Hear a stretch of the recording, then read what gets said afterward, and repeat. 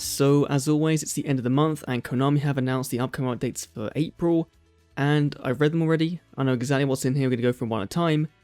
These are really disappointing, honestly. It feels like Konami is running out of ideas for events, and this month is just the motherload of rehashes, and there's one or two cool things in here, but beyond that, it just seems like this is the month where we get a KC Cup and we get every other staple event, and then May is going to be seemingly the same thing again. We'll talk about that at the end, but let's dive in, why not? First up, we have the KC Cup, of course, coming. We knew this one was coming. This is going to be the main bulk of the month for the first 2 weeks.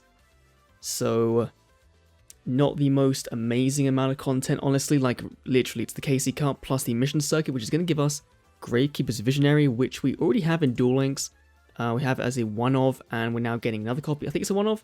It might be two, but now we at least have a second copy, which this card, I think it saw play back in the day, because you could tribute one Gravekeeper. So yeah, way back in the day, in like 2017, early 2017, this would have seen play. It was okay, but sure, give us another copy. I think that's pretty fair. So not a bad reward, but it's a mission circuit, so it's fine. It's just going to go alongside the KC Cup. You're going to be able to grind that out at the same time. Then for our next thing, we have the Tag Duel tournament is coming. Win Tag Duels mid-April, so this will be once the KC Cup has ended, and we can get Wandering King Wildwind and Gaia Drake the Universal Force, which these two cards honestly are actually okay. Wildwind, we've seen a Jax event for a very long time now, level 4, can summon himself out when you have a tuner on board, which means immediate pretty much with a Dark Resonator. That's a level 7 synchro. And then in the graveyard he searches from the deck, so this is another very, very good event card. This is one of the highlights for me personally of the month, making easy synchro decks good. Now, I thought this would be insane with Red Rising Dragon, because you could summon to Red Rising Dragon, bring back a tuner, and then bring him out, and then go into Hot Dragon Archfiend Bane. But you can't do that. He might still be playable with Rising Dragon, but right now, I don't know. So I have to wait and see, but another cool Jack card that we will be able to get multiple copies of, which is nice. And then the other card is Gaia Drake, the Universal Force, which is one that, on paper, looks pretty cool, Level 10 Fusion requires a Gaia Knight, the Force of the Earth, and one non-effect synchro monster. It cannot be targeted or destroyed by the effects of effect monsters, so it does mean that things like Treacherous can still get rid of this guy, which is a bit of a shame because Gaia Knight and another non-effect synchro monster are both synchro monsters with no effects. So it's so much setup to get into this guy that it doesn't really seem worthwhile. So it's a card they can just give us. It's a fine event card. You might see someone make a deck on it. It might see some meme play, but beyond that, I don't think it's going to see play just because Gaia Knight doesn't see play, and this is taking up 3 extra deck slots, which you don't really...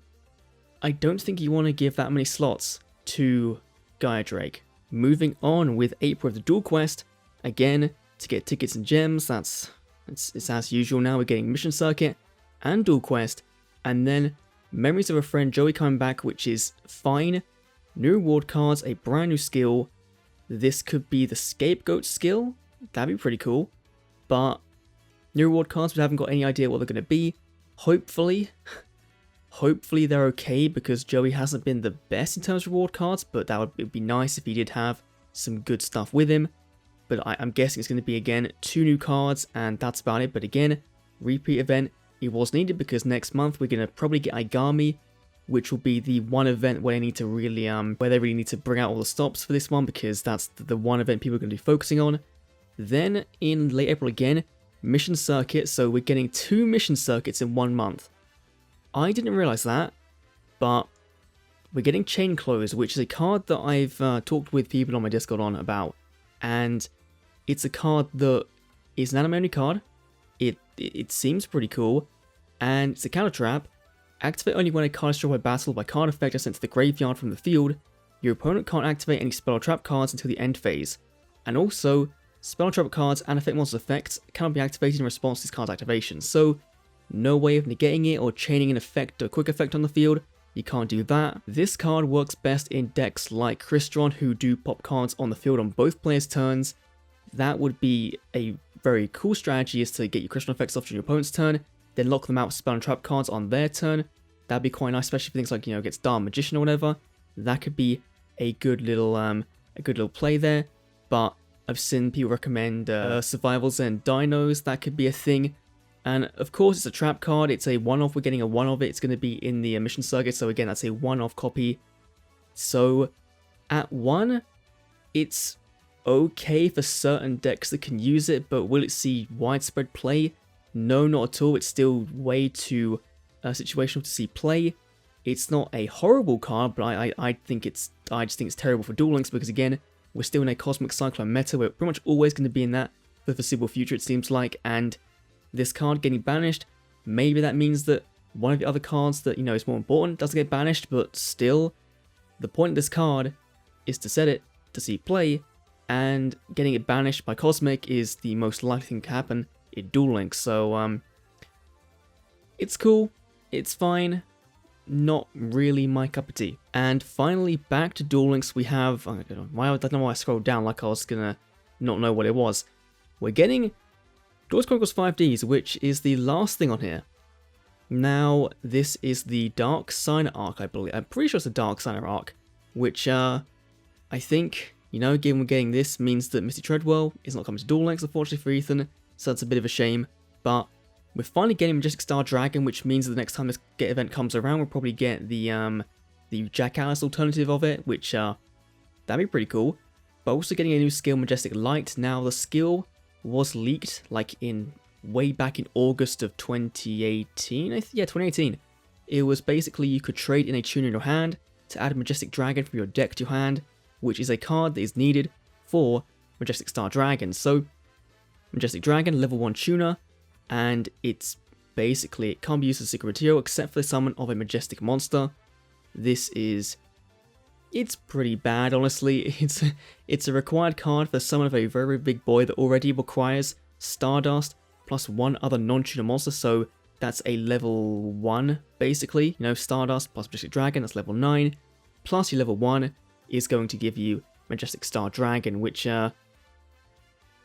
for a card that stays on the field for 1 turn, obviously then does replace itself in the end phase, is a pretty big ask. Now, there has been support come out for Majestic Star Dragon and for cards to make this easier to summon, so if we see those in Duel Links at some point, that'd be pretty cool. But Majestic Star Dragon is actually a very fun card. You just see it in the raid events for the Earthbound Immortal characters. That's a card you see in that skill. This is pretty good, so during either player's turn, when your opponent activates a card or effect, if you contribute it, then negate activation if you do, destroy all cards your opponent controls, so it's a board wipe, and when you do that, there's no replacing Majestic Star Dragon. So, in that sense, it's a really good Black Rose, because it just leaves your board open, but then you need to find ways to then get more cards out on the board, which you've already invested so many resources into this guy that you probably don't have another normal summon. So, it's kind of like a last-ditch effort. If your opponent has like 0 cards in hand, you do this, then you might be in a good enough situation, but aside from that, I don't know. And then once per turn, you could target one face of monster your opponent controls, negate its effects at the end of the turn, and you can activate one of its effects as your monster's own effect. So it can steal effects, and in Duel Links, what could be good? Like Vermilion Dragon could be a cool one, Blue Eye Spirit Dragon maybe, or like Azure Eyes White Dragon, or I'm trying to think of what else is good, like Raikiri the Rain Shower, or something just lets you pop cards, or get some form of removal would be the best case for this card, because then you kind of get the benefits of the destruction effect with this guy. So I think that's pretty cool. Then during the end phase, you put this guy back in the extra deck to then bring back out 1 Starless Dragon in your graveyard. So it does only stand on the field for 1 turn. It's a 1-turn boss monster. It's how it was in the anime.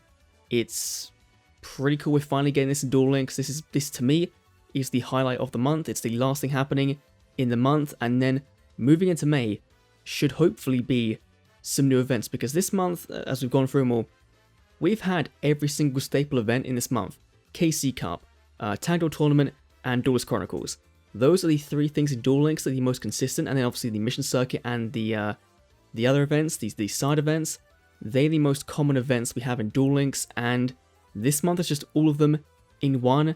There's no new character, no new roaming event, no new unlock event, no really new content like the Kali event we have right now. I think it's pretty good for an event. It's different.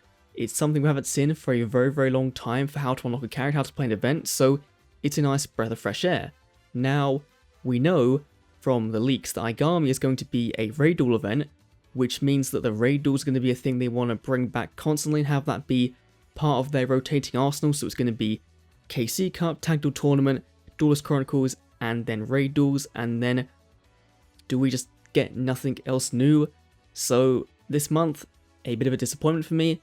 Star Dragon's going to be fun, Wild Wind's going to be a pretty cool card, but beyond that, literally, start of the month, end of the month, the bit in the middle, the KC Cup, that bit's just a bit on the negative side. So yeah, let me know what you think down below of this month in Duel Links. Hopefully there's a new main box. This does remind me of the month where we got the Judgment Force box, where it was a pretty disappointing month, and then bam, you get Judgment Force, you get Judgment Dragon, a ton of really cool decks, Lunar Lights, Blue Eyes, all that kind of thing. If the next main box is as good as that one, then maybe this is their way for making up for event content, but I'd prefer them to have some good events and a good box rather than a ton of bad events and an outstanding main box. So yeah, thanks for watching. I'll see you all in the next Duel Links video. See you then.